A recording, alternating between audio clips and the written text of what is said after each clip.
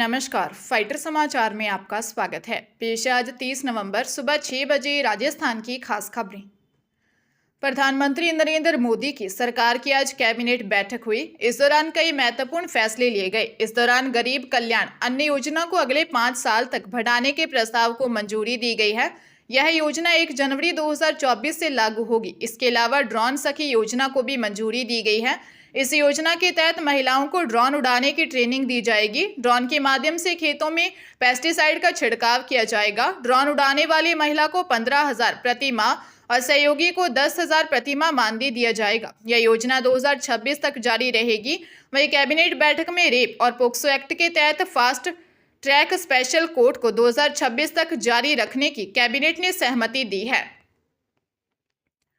अलवर जिले के बहरोड में सचिन पायलट समर्थक और चाकसू से कांग्रेस प्रत्याशी व विधायक वेद प्रकाश सोलंकी को चेक बाउंस मामले में 1 साल की सजा सुनाई गई है। इसके साथ ही 55 लाख रुपए का जुर्माना लगाया है। यह फैसला बहरोड एसीजेएम न्यायाधीश निखिल सिंह ने सुनाया। जानकारी के अनुसार मामला 8 साल पुराना है। उस वक्त सोलंकी कोटपुतली बहरोड जिले के बानसूर में प्रॉपर्टी का काम करते थे।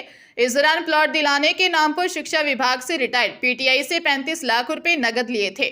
बाद में प्लॉट नहीं दिला पाने के कारण उन्होंने 35 लाख के चेक थमा दिए। यह चेक बाउंस होने पर पीड़ित ने मामला दर्ज करवाया था। चेक बाउंस होने पर पीड़ित मोहर सिंह ने सोलंकी से रुपए लौटाने और चेक बाउंस होने की बात कही। रुपए नहीं लौटाने पर पीड़ित ने 30 अक्टूबर 2015 को मामला दर्ज करवाया था, जिसके बाद यह मामला कोर्ट में चला। डूंगरपुर के बिछीवाड़ा थाना अंतर्गत NH 48 पर शिशोद गांव के पास एक कंटेनर ने कार को पीछे से टक्कर मार दी। हादसे में कार सवार 3 युवकों की मौत हो गई। मृतक आपस में चचेरे भाई हैं। तीनों शादी से अपने घर लौट रहे थे। बिछीवाड़ा थाना पुलिस के अनुसार भुवाली निवासी 25 वर्षीय पंकज डामोर, 27 वर्षीय अक्षय और 26 वर्षीय महेश डामोर चचेरे भाई हैं। तीनों चचेरे भाई शादी समारोह में गए थे। इधर शादी समारोह के बाद वापस अपने घर लौट रहे थे। इस दौरान रात करीब 1 बजे NH 48 पर शिशोद गांव के पास एक कंटेनर ने पीछे से उनकी कार को टक्कर मार दी। हादसे में कार सवार पंकज, महेश और अक्षय की मौके पर ही मौत हो गई। सूचना पर पुलिस मौके पर पहुंची और शवों को मोर्चरी में रखवाया। पुलिस ने मामला दर्ज कर जांच शुरू कर दी है। राजस्थान में गहमा गहमी फरे विधानसभा चुनाव 25 नवंबर को वोटिंग के बाद ही संपन्न हो गए हैं। उसके बाद तमाम पार्टियां अपनी अपनी जीत के दावे कर रही हैं। निर्वाचन आयोग के निर्देशानुसार तेलंगाना में 30 नवंबर को शाम 6 बजे वोटिंग खत्म होगी। उसके बाद एग्जिट पोल भी प्रसारित किए जा सकेंगे। इसके बाद भी सोशल मीडिया पर तमाम एग्जिट पोल आने लगे हैं। इस पर निर्वाचन आयोग सख्त है। राजस्थान के मुख्य निर्वाचन पदाधिकारी ने ऐसे एग्जिट पोल दिखाने वालों को नोटिस भेजने की तैयारी की है। राजस्थान में 1862 प्रत्याशियों का भविष्य ईवीएम में दर्ज हो चुका है। 3 दिसंबर को मतगणना होगी। इसके नतीजे बताएंगे कि मरुभूमि का ऊंट किस करवट बैठता है। हालांकि कांग्रेस और बीजेपी दोनों ही इस बार अपनी अपनी सरकार बनने का दावा कर रहे हैं, लेकिन सियासी जानकारों की माने तो दोनों ही पार्टियां इस बार ठीक से कोई दावा करने की स्थिति में नजर नहीं आ रही। आय से अधिक संपत्ति के मामले में भ्रष्टाचार निरोधक ब्यूरो के अधिकारियों ने आज कोटा के यूआईटी एक्सियन कमल मीणा के ठिकानों पर छापेमारी की। छापेमारी की यह कार्रवाई सुबह शुरू हुई। मिली जानकारी के अनुसार मीणा के आधा दर्जन से अधिक ठिकानों पर एसीबी ने छापेमारी की। छापेमारी में क्या कुछ मिला, इसके बारे में कार्रवाई पूरी होने के बाद ही पता चल सकेगा। उधर इस कार्रवाई से एक्सियन कमल मीणा की मुश्किलें भी बढ़ सकती हैं। वहीं इस कार्रवाई से यूआईटी के अधिकारियों में हड़कंप मच गया। कुछ अधिकारी कार्रवाई के बाद से नदारद दिखे।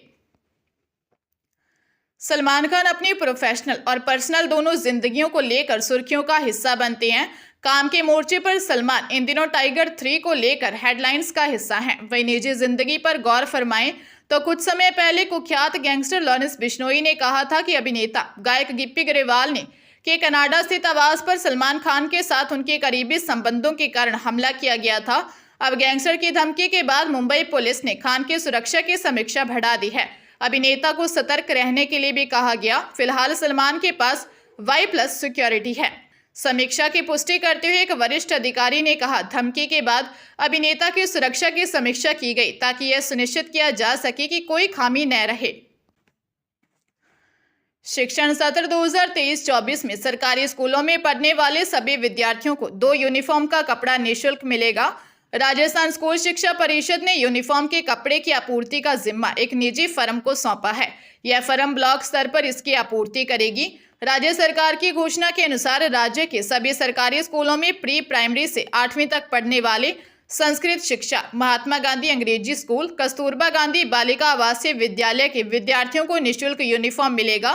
विवेकानंद मॉडल स्कूलों में कक्षा 6 से 8 तक पढ़ने वाले विद्यार्थियों को इन स्कूलों की यूनिफॉर्म अलग होने के कारण 651.25 रुपये प्रति विद्यार्थी डीबीटी के माध्यम से ट्रांसफर किए जाएंगे, जबकि सामाजिक न्याय तथा अधिकारिता विभाग, जनजातीय क्षेत्रीय विकास विभाग की ओर से संचालित केंद्रों में नामांकित विद्यार्थियों को निःशुल्क यूनिफॉर्म मिलने के कारण निःशुल्क यूनिफॉर्म का वितरण नहीं किया जाएगा।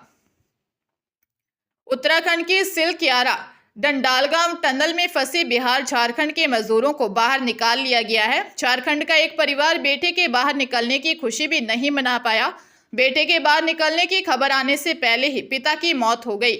इधर बिहार के मुजफ्फरपुर के दीपक के पिता ने कहा, जैसे मछली बिना पानी के तड़पती है, वैसे ही हम भी 17 दिन से तड़प रहे हैं। अब हम उसे नहीं भेजना चाहते हैं, लेकिन वह नहीं मानेगा। उधर सासाराम जिले के चंदनपुरा गांव के रहने वाले सुशील विश्वकर्मा का परिवार बेटे के इंतजार में 16 दिन से सो ही नहीं पाया। झारखंड के पूर्वी सिंहभूम जिले के बाहदा गांव में भक्तू मुर्मू 17 दिनों से टनल में फंसे हुए थे। सुबह 8 बजे उनके 70 साल के पिता बसेत उर्फ बारसा मुर्मू की मौत हो गई। वह अपने बेटे के बाहर आने की खबर तक नहीं सुन सके। 17 दिनों से इंतजार करते रहे कि उनका बेटा अब वापस आएगा। सदमे से उनका निधन हो गया।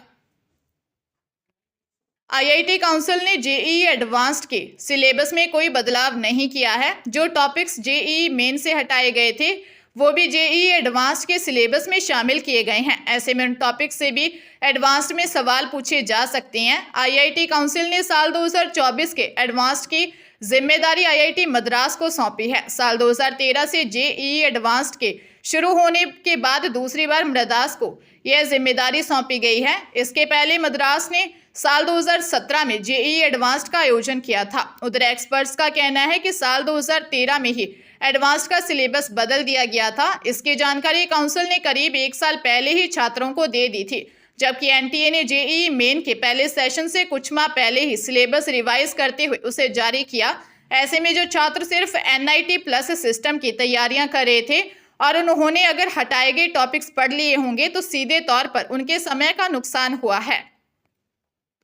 चुनाव और त्योहारों की छुट्टी होने के कारण महाराजा गंगा सिंह विश्वविद्यालय ने मुख्य परीक्षा 2023 के आवेदन फॉर्म भरने की अंतिम तिथि में बढ़ोतरी की है। यूजी पीजी के अभ्यर्थी अब सामान्य शुल्क में 4 दिसंबर तक ऑनलाइन परीक्षा फॉर्म भर सकेंगे। स्नातक द्वितीय वर्ष, तृतीय वर्ष व स्नातकोत्तर विद्यार्थियों के लिए पूर्व में सामान्य शुल्क के साथ परीक्षा फॉर्म भरने की अंतिम तिथि 28 नवंबर निर्धारित थी, लेकिन कॉलेज में 25 दिसंबर को चुनाव, 26 को रविवार तथा 27 नवंबर को गुरु नानक जयंती की छुट्टी होने के कारण अनेक अभ्यर्थी निर्धारित तिथि तक परीक्षा फॉर्म ऑनलाइन जमा नहीं करवा पाए, जिसे देखते हुए विश्वविद्यालय प्रशासन ने मंगलवार को संशोधित टाइम फ्रेम जारी किया है। स्नातक और स्नातकोत्तर कक्षाओं के सभी विद्यार्थी सामान्य शुल्क में 4 दिसंबर तक ऑनलाइन परीक्षा फॉर्म जमा कर सकेंगे तथा उन्हें फॉर्म की हार्ड कॉपी संबंधित कॉलेजों में जमा करनी होगी।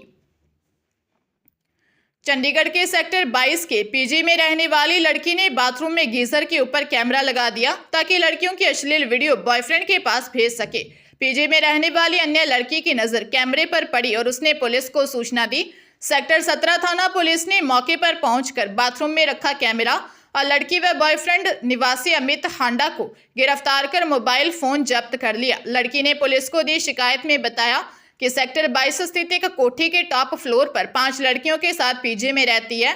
बाथरूम में गीजर के ऊपर काले रंग की डिवाइस दिखाई दिया। लड़की ने तुरंत सहेलियों को बुलाया और स्टूल पर चढ़कर देखा तो कैमरा था। पुलिस मामले की जांच कर रही है। राजस्थान में वेस्टर्न डिस्टर्बेंस के कारण 3 दिन तक हुई ओलावृष्टि और बारिश अब थम गई। अजमेर, जोधपुर, बीकानेर और जयपुर संभाग के 10 से ज्यादा जिलों में कोहरा देखने को मिला। बादल हटने के बाद सर्द हवा शुरू हो गई, जिससे ठिठुरन बढ़ गई। मौसम विशेषज्ञों के अनुसार दिसंबर अब अगले 3 से 4 दिन तापमान में गिरावट होगी और सर्दी के तेवर तेज होंगे। हिल स्टेशन माउंट आबू में न्यूनतम तापमान 6 डिग्री सेल्सियस दर्ज हुआ। संभावना है कि यहां तापमान 1 से 2 डिग्री सेल्सियस तक और गिर सकता है। सीकर के फतेहपुर में न्यूनतम तापमान 11 डिग्री सेल्सियस पर आ गया। बीकानेर, गंगानगर के अलावा सीकर, चूरू, राजसमंद, भीलवाड़ा, उदयपुर, सवाई माधोपुर, जैसलमेर समेत कई जिलों में सुबह घना कोहरा छाया रहा। इस कारण इन शहरों में सुबह विजिबिलिटी कम रही।